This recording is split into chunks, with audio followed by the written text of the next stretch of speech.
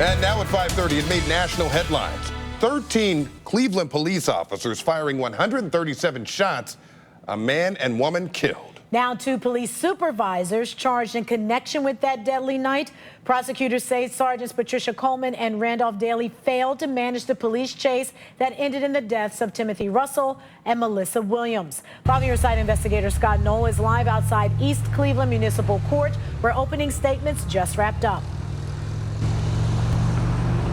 Yeah, this case has already been all the way up to the Ohio Supreme Court just to determine whether or not these trials could happen here. Now, nearly 7 years after that shooting, the first of these trials is underway.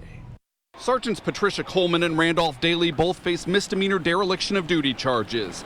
Both accused of failing to control themselves and the officers under their supervision during what prosecutors called a reckless and outrageous high-speed chase that began when a police officer near the Justice Center heard what he thought was gunfire. Investigators say it turned out to be a car backfiring.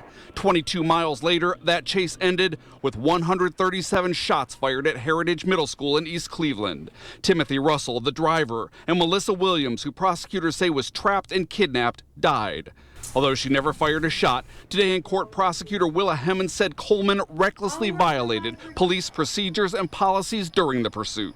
She threw caution to the wind.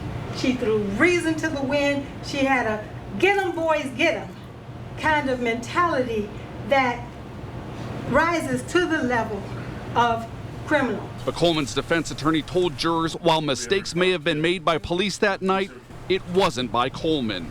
Instead, pointing to systematic failures within the city and the department. You're not going to hear from one witness in this courtroom from law enforcement who's going to tell you that Patty Coleman did anything wrong.